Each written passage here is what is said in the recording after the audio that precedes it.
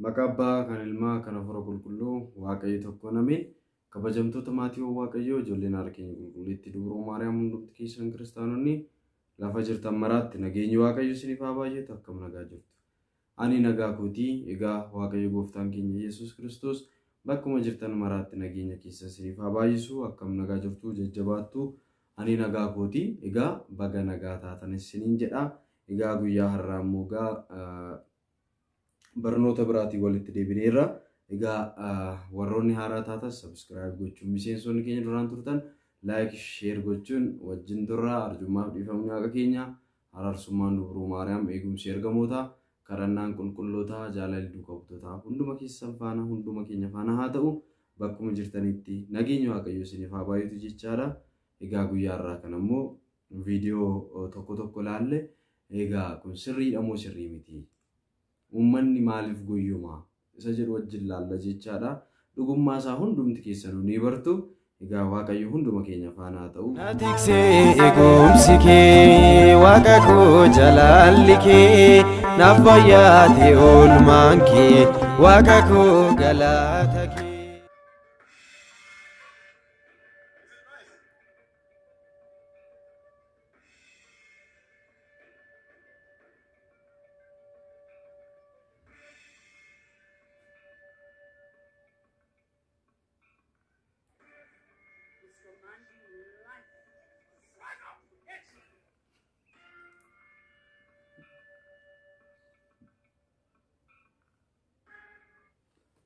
Egaan maatii waaqayyo galaalaa jirratti deebina. Meegaa amma asirratti wantoonni akkanaa kun egaa nama cibsanirra deemuun namarra ciisuun bakka isaan kaan marga nama nyaachisu. Egaa walumaa galatti kun biyya keenya Afrikaa kana keessatti kan ta'aa jiru jechaadha. Inni amma tatta'e kun biyya keenya keessa osoo hin taane Naayijeriyaa fa'aa Keeniyaa fa'aa biyya garaagaraa keessatti kan ta'udha jechaadha.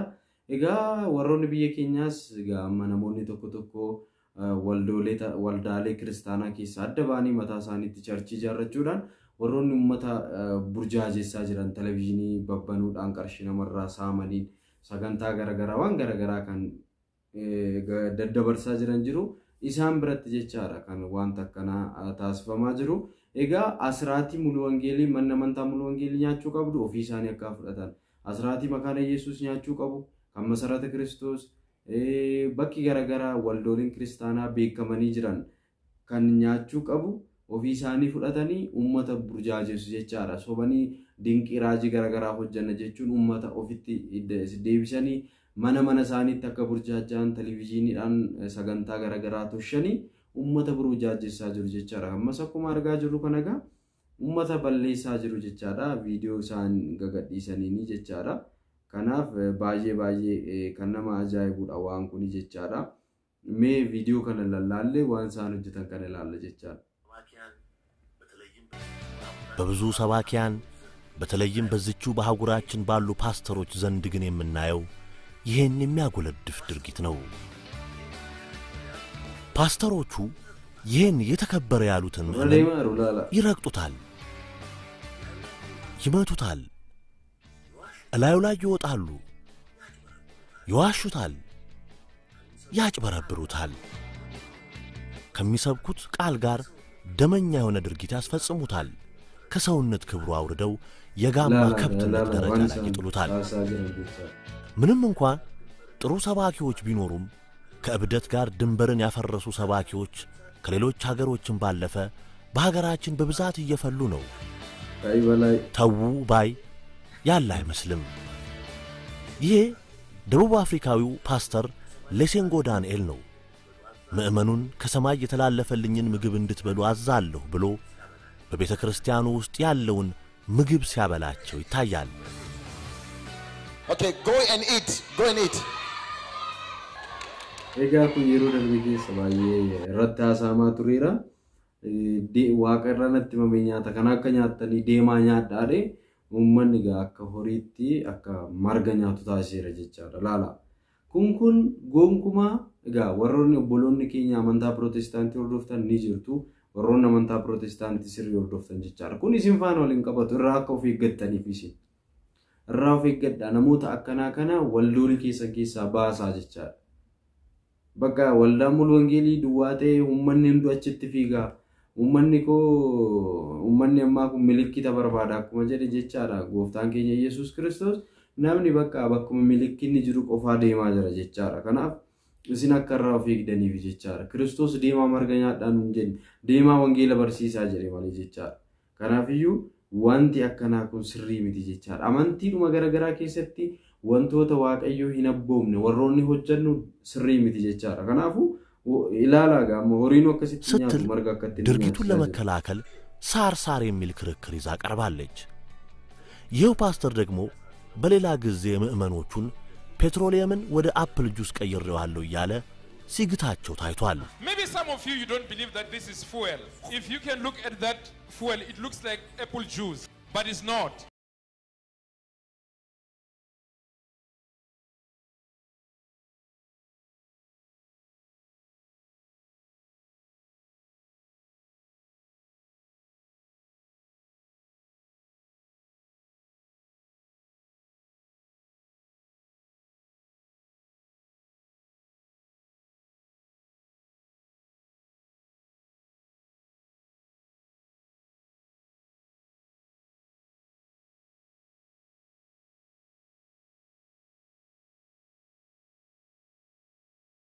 ምንም እንኳን ድርጊቱ በአምላክ ስም የተፈጸመ ቢሆንም ድርጊቱ የአምላካቸው ፍላጎት እንደማይሆን At that fuel, it looks like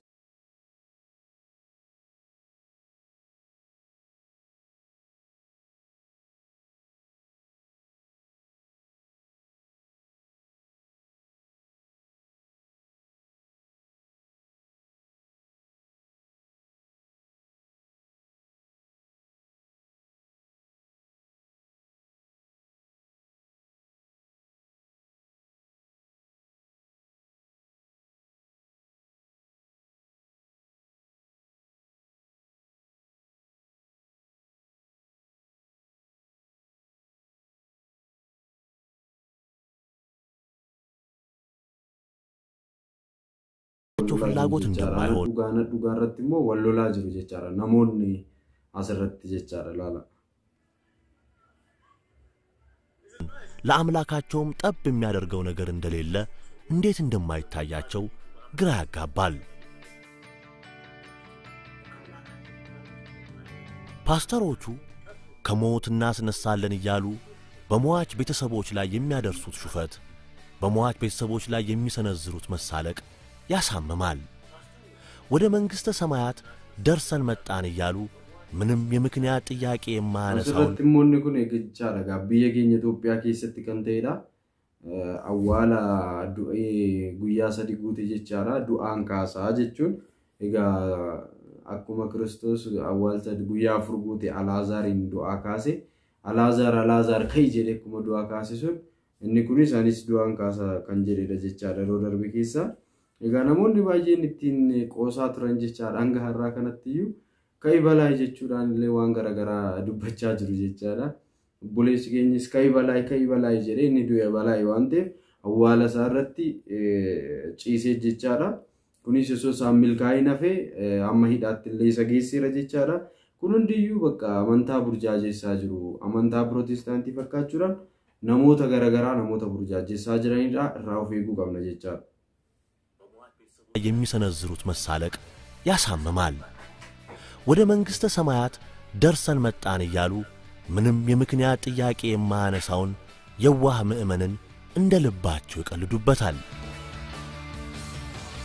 ሌላው የደቡብ አፍሪካው ፓስተር ሙቦሮ መንግስተ ሰማይ ደርሼ መጥቻለሁ ባይ ነው በፎቶሾፕ የተቀመመ ፎቶውን መንግስተ ሰማይ በሄድኩ ጊዜ ይያለ በገፍ ይሸጣል የአንድ ፎቶ ዋጋ $333 ነው ለዚያውም በርግጥ ፓስተር ኩኒስሞ ሳውዝ አፍሪካ ዳ mootummaa waaqayyoo deemeera mootummaa waaqayyootti footoo ka'ee dhufeera jedhee $330 gurgura jechaadha. Footoo isaa mootummaa waaqayyootti ka'ee dhufee doolaara kanatti gurguraa jira jechaadha. footoo isaa tokkitti isaa ilaala. ወደ መንግሥተ ሰማይ ሲሄድ አብሮት ስለሄደው ካሜራማን የተናገረው ነገር አልነበረም።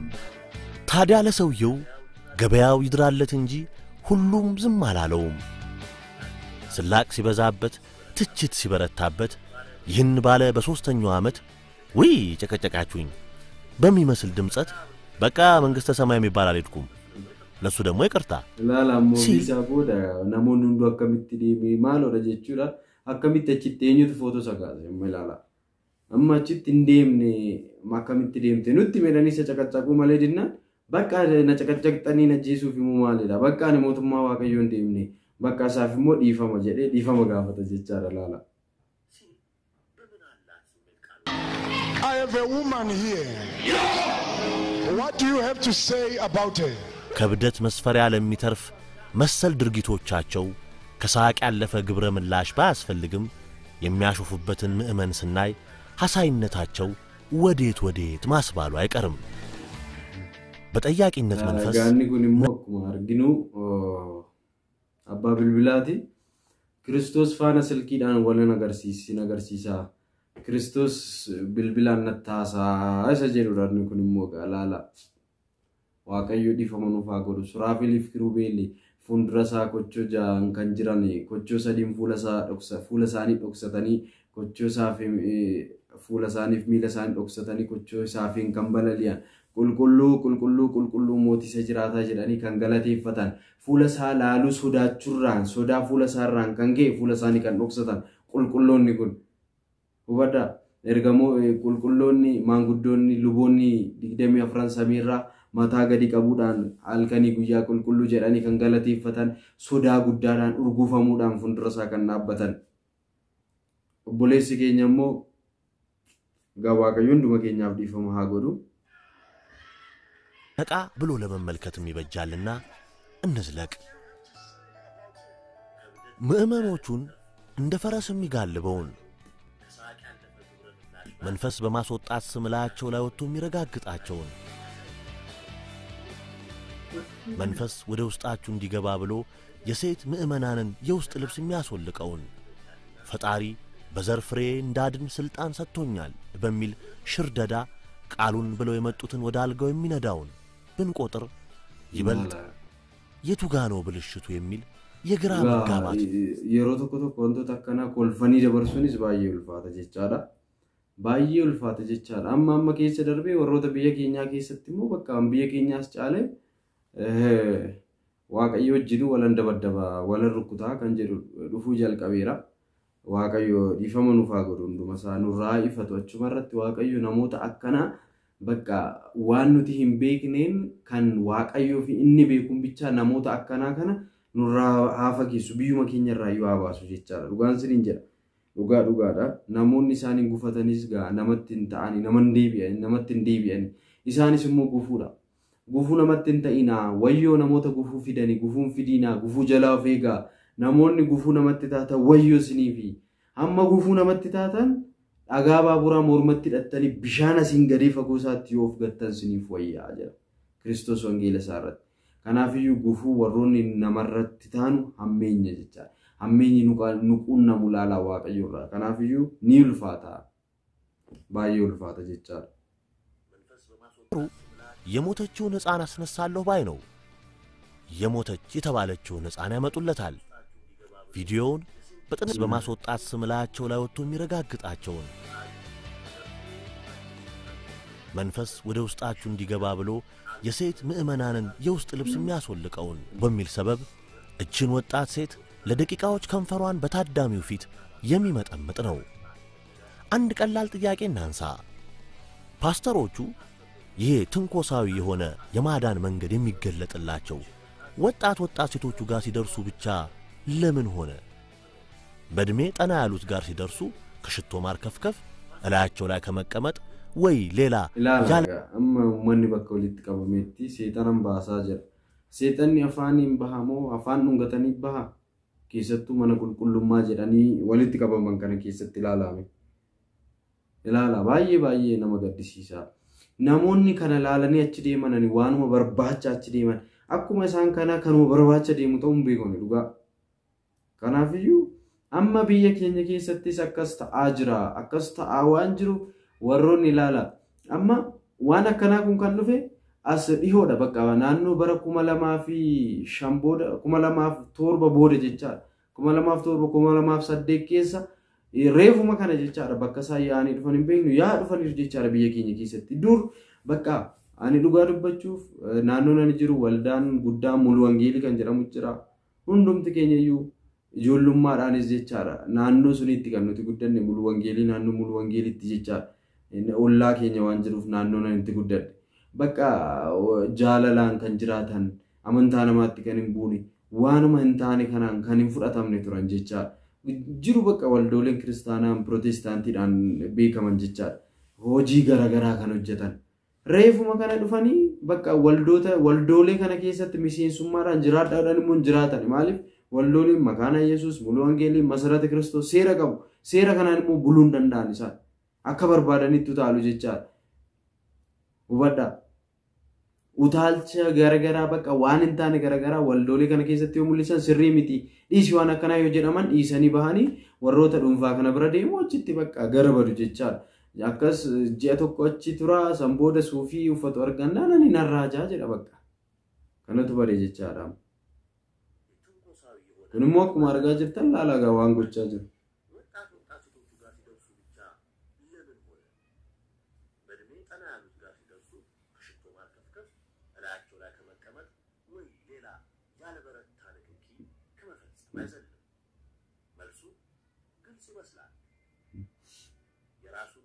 ወሲባዊ ስሜት ያልገራ ሰባኪ የምህመሩን አስተሳሰብ በፈጣሪ ቃል እገራለሁ ብሎ ቢፈራገጥ ቃሉን ከማቆሸሽ ያለፈ ጠብ የሚያደርገው ትሩፋት የለም።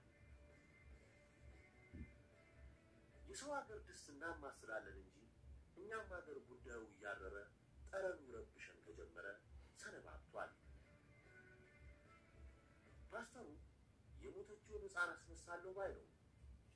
የሞተች የተባለችውን ሕፃን ያመጡለታል።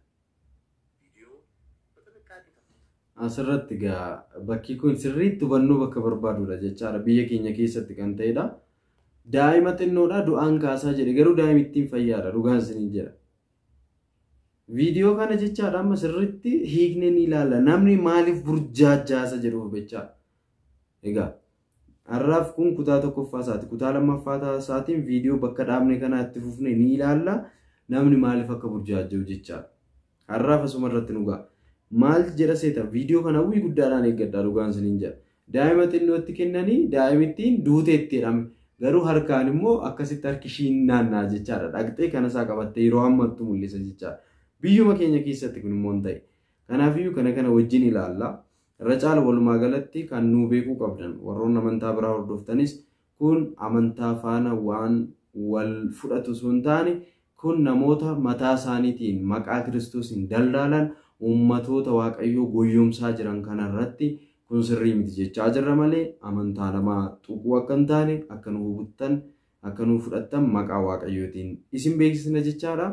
Egaa walumaa galatti hanga ammaatti kan nufaana ture waaqayyo gooftaan keenya maqaa isaa kan kabajameef kan ulfaate nuuf yaa ta'u kutaa itti immoo ragaalee garaagaraa qopheessinee wangeelli maal jedhas jedhu faana wajjin laalla waan ta'eef nagaa ta'a kabajamaa ulfaadha.